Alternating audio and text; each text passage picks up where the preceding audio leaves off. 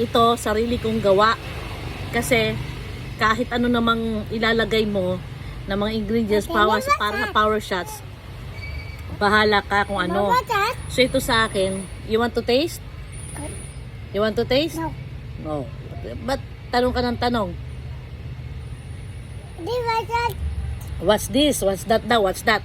Ito, ang laman nito ay luya or ginger na normal na ginger. Luyang dilaw or turmeric. Oo. Tapos cucumber, apple, lemon, at celery. Ay, nakalimutan ko, Jason, maglagay ng cinnamon powder. Ha? Cinnamon powder. Pwede ko pa kaya lagyan? Nakalimutan ko ng cinnamon powder. Nakakatawa. Pumunta ako ng SM para bumili ng cinnamon powder para bumili ng honey.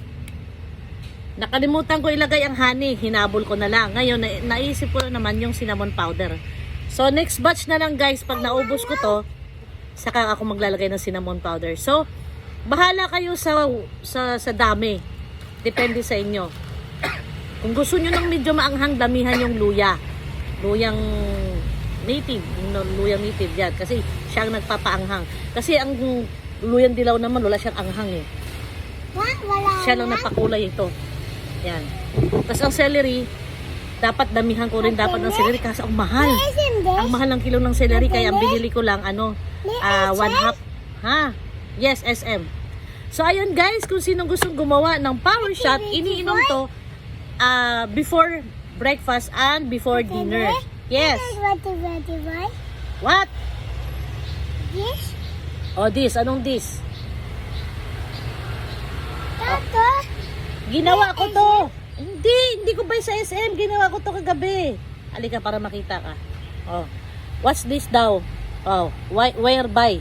Hindi ko to buy sa SM. Di ba kagabi ginawa ko, blender ko? Ito buy ko sa palengke. Buy ko yung luya sa palengke. Buy ko apple sa palengke. Buy ko ng turmeric sa palengke. Celery. Ang cinnamon powder sa SM ko binili. Oh, you're good na.